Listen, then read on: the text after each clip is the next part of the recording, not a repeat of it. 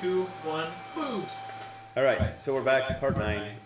We've discussed kind of our thoughts on all the matches on the card. I just had several little things I just jotted down notes that just get some opinions. We also did forget one important thing. That's on here. Okay. That's the first thing, actually. Important. Well, okay. So the first thing I'd like to discuss is the Shane, Stephanie, who's going to be in control of Raw. Decision is going to be made at the pay-per-view. So help me if it gets more time in some of these matches. It probably will. They like to give entirely too much time to this. I was actually enjoying not having an authority figure around, even though Shane was around. Well, he was around, but like a babyface authority figure is something we haven't seen in I don't even know anymore. Yeah. And yeah, mostly he stayed out of the way and we actually got wrestling heavy he shows. came in, he talked about what was going to show up on the show. He actually existed to force heels into matches. Yep. You know, a thing that authority figures used to do. Yeah. Which their unwillingness allows them to be even more heely. Yeah, no, See Jericho defending his title back in WCW. It promotes things, and but how do we think this is going to go? Who's going to control Raw?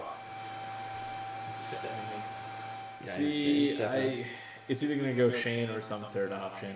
I'm thinking third option. Because, like, they're not, like, even though the ratings still suck, they're, you know, made up reason why he's still in charge of social media response. Not fully true, but it's more true than not. Yeah. Like, the way the show's been going has actually been, at least... An improvement. Yeah, and with the die-hard fans, it's very much been a welcome change of pace. I agree. You're not going to backpedal and all of a sudden have the authority and start arguing that crap again because Yeah. beyond the rumor mill being that everybody's like the authority is on the way out. Yeah. They're doing an angle to wrap it up. So I guess she could get control again just to set up a match at, say, SummerSlam as Once and For All. Even though they could have done that before with the whole Dolph Ziggler thing. But, you know... Right. Yeah, no, I think... Ultimately, I think the biggest win would be third party, and you go with the third party. Someone who they really like, and I discussed this with Yoda earlier, like a Mick Foley. You put a Mick Foley in charge of... Because everybody loves Mick Foley, come on. Well, the big thing, too, is, like, as much as it's been nice to have Shane as a face authority figure, not really No. Like, it's been fine just because it's a welcome change of pace, but if I'm being honest, he's dying out there a lot of the time. Yeah. No, he's not that good. And old Mickles, though, put him on the stage. he's fucking amazing. Yeah, I think that, and regardless, whoever the third party is, it's better. As long as it is not JBL. Well, really, just firing him too. Like, they actually cut other behind, like, interview personnel recently, and I'm just like, why not him? Well, somebody likes him. I suppose he's probably a good yes man. Oh, well, no, that's totally, even though apparently he's also just an absolute ass behind the scenes. Everything too. I've got is he's a big asshole, but Yeah, I must kiss good ass. He took a legit chair shot to the head for being a douche on ECW One Night Stand. Really? Yeah, he legit busted open the Blue Meanie for reasons that nobody really knows. Okay. So then they booked a payback match because pretty much fans knew that he'd been a dick. And then I can't remember who off the top of my head, but one of the Blue Meanies ECW friends was supposed to hit him with a chair shot, and instead of letting him get the hands up, just full on smacks him with the chair. Probably. I believe so, yeah. Just straight on, like, concussed him. Stevie Richards, a guy who's like, whatever, beat the fuck out of me, I don't care. So, at the very least, if you want to, you can go back and watch that and watch JBL just take a chair off the side of the head. It's cathartic, really. I don't have a problem picking him JBL because everything I've read is he's a complete douchebag. Yeah. But yeah, I think that's, I don't think, I guess I could see Stephanie coming back in charge and having a wrestler versus a wrestler and LBL, but it's just... But at the same time, that's whatever wrestler you put as Stephanie's defender, you're potentially burying him with that gimmick. Triple H. Yeah, unless you do that, and that's also a way to get him. And also, if he wants to actually segue off the air for, say, a year or so, and then come back and have some sort of big retirement match at WrestleMania against somebody who matters, that'd be good, because, I don't know, it doesn't seem like he really wants to be actually... I think he's having too much fun doing what he's doing, and he does a good job. Yeah, I think he's ready to segue off TV. It kind of showed with his last title run that he was just kind of there for they needed him. Yeah. So that's that one. Continuing on, where's the League of Nations going? Oh, they're gone. Well, I know they're broken up, but what are we going to get out of it? Are we going to get decent Alberto Del Rio again? Well, the big thing is I think you're going to actually see them potentially do something with Rusev. They've already got Lana coming back out with him. Yeah.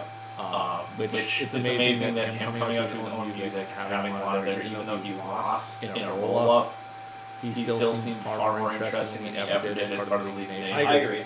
And he got Lana throwing shoes at Sami Zayn, which was kind of hilarious. I guess I just immediately go Del Rio because I love Del Rio.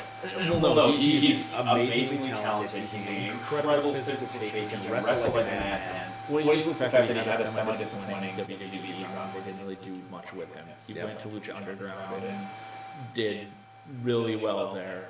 They got him back, and then he ended up in the League of Nations. Yeah. So I know him breaking out, I think, because he could be a face or a heel. Yeah, I'm guessing they're probably going to face push him. I hope so. Which is fine. If he's content being a mid-card, which it seems like he probably would be like high mid-card, that's good. They're kind of... They can use it. Yeah. I ultimately, I loved the I'm a rich guy gimmick with my own ring announcer. That whole gimmick, I love that gimmick. Bring that gimmick back. Yeah, no, it was hilarious. It worked. Yeah, no, like I said, I think breaking up, you'll probably see more. That's the other thing too, is Rusev probably has been punished enough for the great sin of letting people know that he and Lana are actually engaged. Yeah. Because I legitimately thought the Undertaker, was some sort of supernatural creep the whole time. So,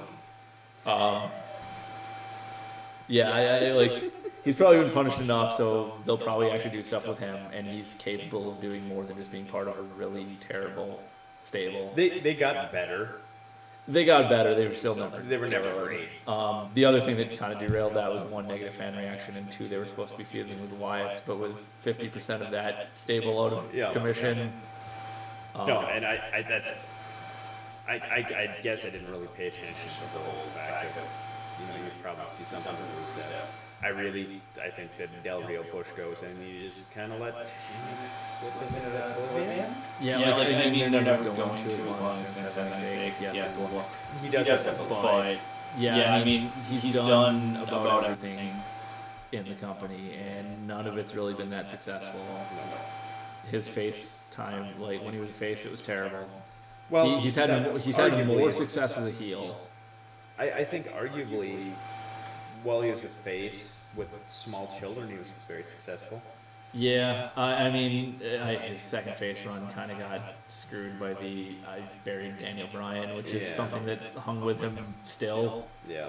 Because no matter how much hard they try to push him, you still see the person that brogue kicked Daniel Bryan in some insanely low amount of time that WWE would believe was lower, but I don't know, he hasn't been super successful as a face. Small kids, but right. Overall, no, I agree. And his heel stuff's been more successful, but still. But he's I don't know, his brief when they were actually trying to push the IC belt, and he was the one just trying to beat up all the guys who don't have the look, where he was pretty much the physical embodiment of Vince McMahon's edicts. That was probably the most successful he's been recently. Yep. Though he did straight up concuss Daniel Bryan, so I just wanted opinions. I agree. Sheamus is probably going to get lost in the shuffle with the breakup, which is sad since he's the one who's been there the longest. Right. Well, I think when you look at the three, it's not like I dislike the guy. I don't. He's the least talented. Yeah, no, he doesn't. All around, and that's not saying a whole lot because there's a lot of guys in WWE Roman Reigns that are much less talented than him, but he's got that same level, and he's been there forever. Yeah, he's not going anywhere. Though from stable Big Show Kane, that'd be awesome. They just eat up all the Negros. They can fight the high pros. They can eat up all the TV time. Well, I just in the amount of time it takes them to get in the ring and pull one move up. I can't. The Big Show, after watching the Stone Cold podcast with him, I can't. That's the weird thing. I remember watching when he was on Conan O'Brien way back in the day, or when he did Saturday Night Live and stuff. Where it's every time you actually hear him not in character, he's this incredibly engaging, funny guy that never came through in his character at all. Probably because they kept flipping him back and forth between face and heel. That's one of the things he discusses on the podcast. He's like, first of all, I've won 3 matches in the last 2 years. Second of all, I've been heel and face and heel and face and heel and face. Nobody knows what to expect from me. I just do whatever the company needs of me, type of thing. I feel bad for him, but that's neither here nor there. Some of the other points I just want to get through these. Cena, how do you guys feel about his return on Memorial Day? That's where they start making the U.S. title matter again. He'll just take it back somehow and start doing the open challenge. Possibly on the same night. He'll win the match and then fight. And then open challenge somebody. And he'll talk about how the champ is here. I actually think it's a good thing for Cena to come back. You can love to hate him. It's the same kind of thing with him. Well, it's like I said earlier too, where it's just as much as I'll complain about how his character's stale, he can put on good matches, and if they're smart about how they use him and they don't have him very younger guys coming up. Yeah. What he was doing with the open challenge was probably the most interesting thing he'd done in forever, and he was still being his character, and it totally worked. Well, and he was winning those matches. However, it gave those young guys an opportunity to shine a little bit. Well, and the fact that he was winning them, but he was actually selling the fact that he was struggling to win them. It wasn't Super Cena just coming in and stomping somebody down. He, the match against Neville, where he went for quite a while and fairly varied for John Cena too, and the fact that he was able to work with Neville, who is totally a different style than what Cena normally does. No, I think that Cena's come a long way in the fact that now that he's starting to age a little bit, he's been diversifying. Yeah, because he can't get by on just pure power moves. Yeah. I had to laugh that they're bringing him back on Memorial Day. Yeah, well, he is America. Yeah, America. Go America. My next note is, when do you think we're going to see Seth Rollins back? Just thoughts. See, it could be any time. It could be at Payback for all I know. Does he? Do we see maybe the AJ Styles gets Gallows and Anderson are involved in it, and then Seth Rollins shows up, or do we see? This is a way to get the title back on Seth Rollins. I don't know. Reading dirt sheets, he's supposed to be back soon-ish, whatever that means. But that the plan isn't for him to be directly involved in the top of the card right away again. Though I don't know how well that's going to work, because he's going to show back up and it's going to be a huge pop right out of the gate. And, really, he's going to have to be super evil, or he's going to be just made face by the fact that he's returning like Triple H was that one time. Honestly, I could see him come back and just be face based on crowd reaction alone. I think he comes back face. That's the more fun version of him anyway, because then he can actually start doing more of his high-flying moves again. So, because as great as he was as a heel, and he pulled that off really well. Yep. It does, his moveset is very much more geared for him actually being a crowd favorite. Yes. Fans are going to cheer for high-flying stuff. Yeah, you can't. Which, to his credit, when he went heel, if you actually watch, he stops doing a lot of his high-flying moves because he understands that. Yeah. Because he's an incredibly good worker. Yeah. He understands the business. But yeah, it was one of the things I had for an input. Mark, do we still have image? Mm-hmm. Are you sure? The camera just beeped at me. We do. Okay. Sorry. Just didn't want more technical difficulties.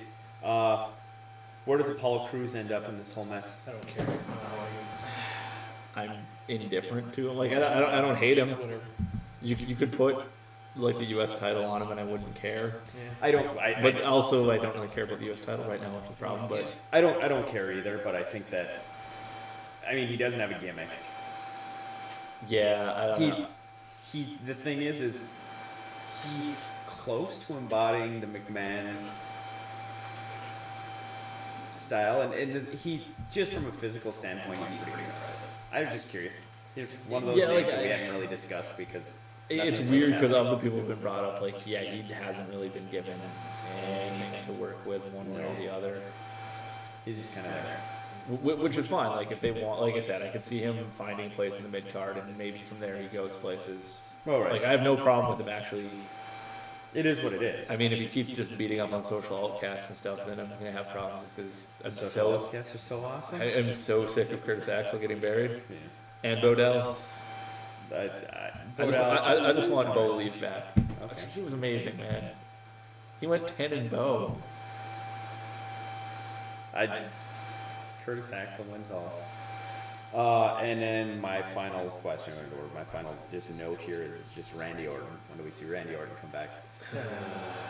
Because like 3 weeks ago, his comment was, "I could be back in 2-3 months, 2-3 weeks. Who knows? Whenever I come back."